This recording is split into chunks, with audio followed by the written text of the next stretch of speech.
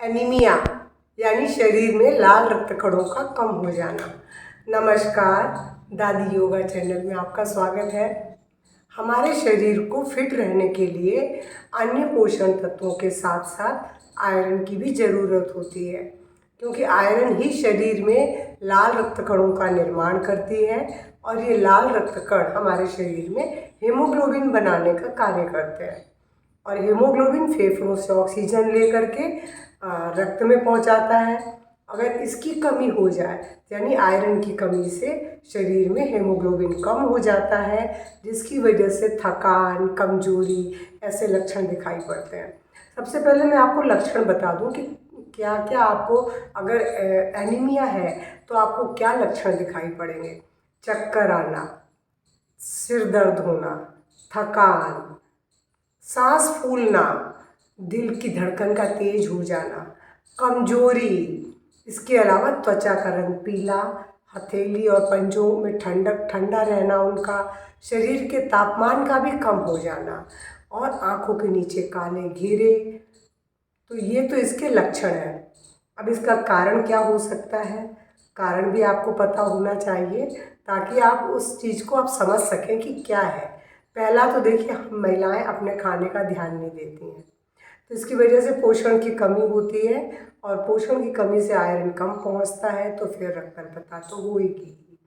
दूसरा, गर्भावस्था के दौरान शरीर में जो पल रहा भ्रूण है उसको आयरन, उसके भी तो शरीर को बनाने को चाहिए। अगर हम पर्याप्त मात्रा में नहीं लेते हैं तो हमारे शरीर में उसको तो मिलेगा, कम मिलेगा, लेकिन वो हमारे शरीर से ही जाएगा, तो हमारे शरीर में कमी होगी।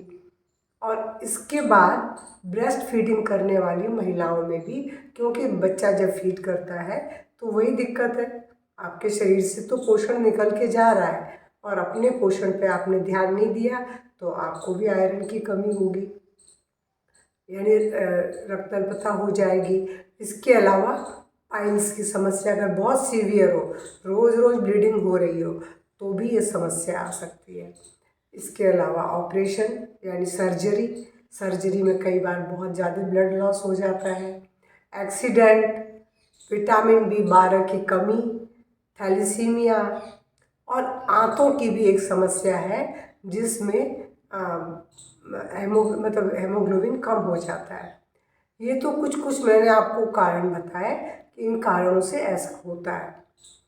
और भारतवर्ष में तो पुरुषों की बजाय ये समस्या महिलाओं में अधिक है और 15 से 19 साल तक की लड़कियों में 60% एनीमिक है लड़कियां।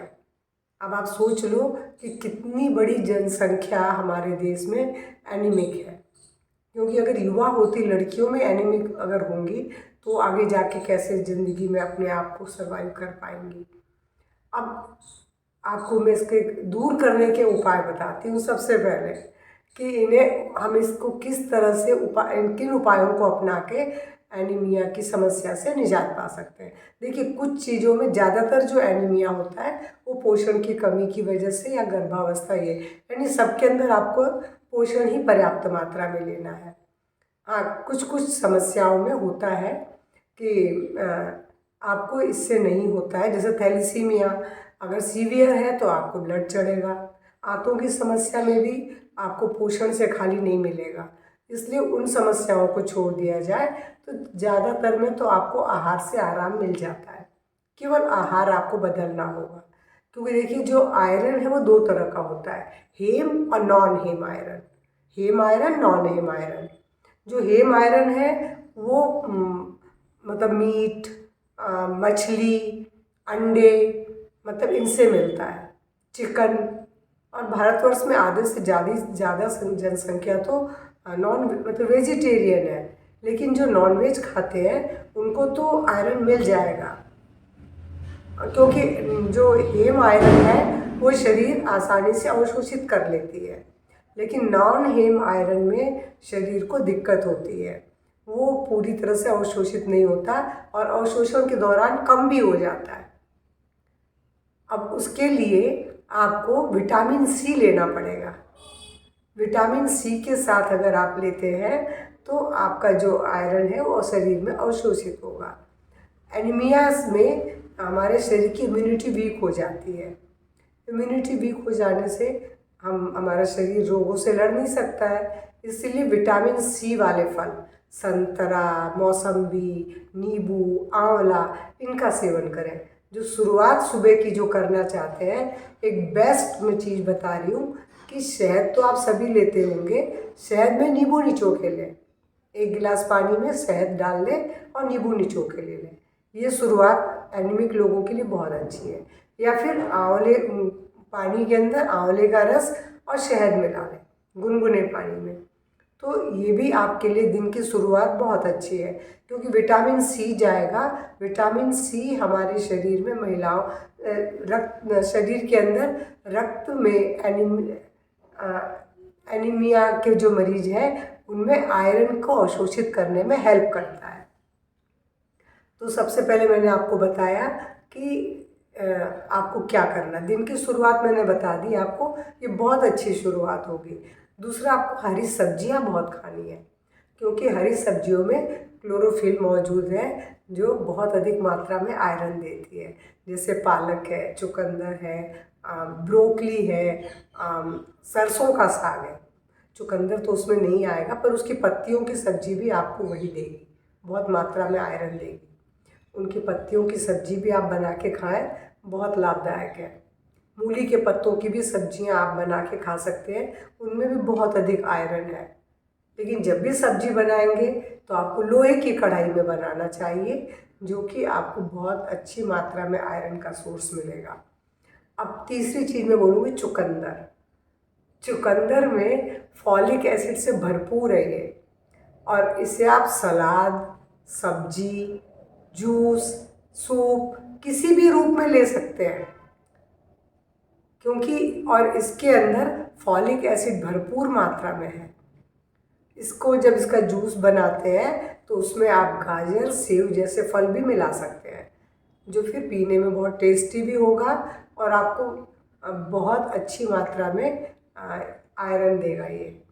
अब इसके अलावा थर्ड नंबर पे मैं बोलूँगी अनार।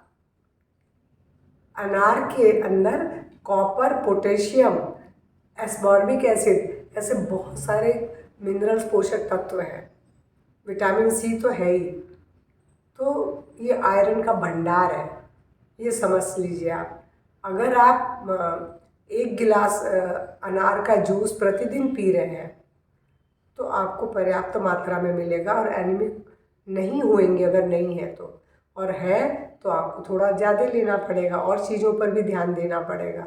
खाली एक चीज़ से नहीं हो सकता, क्योंकि हमको प्रतिदिन 18 मिलीग्राम आयरन चाहिए।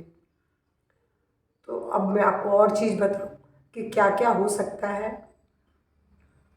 तीसरा है आलू बुखारा और किशमिश, खजूर, क्योंकि इनमें आयरन के साथ साथ विटामिन सी है। विटामिन सी होने की वजह से आयरन के अवशोषण बढ़ जाता है। अगर इनको अपने आहार में शामिल कर लें, यानी सूखा आलू बुखारा, किशमिश और ये मैंने जो बोला खजूर, बहुत बड़े आयरन के स्रोत हैं।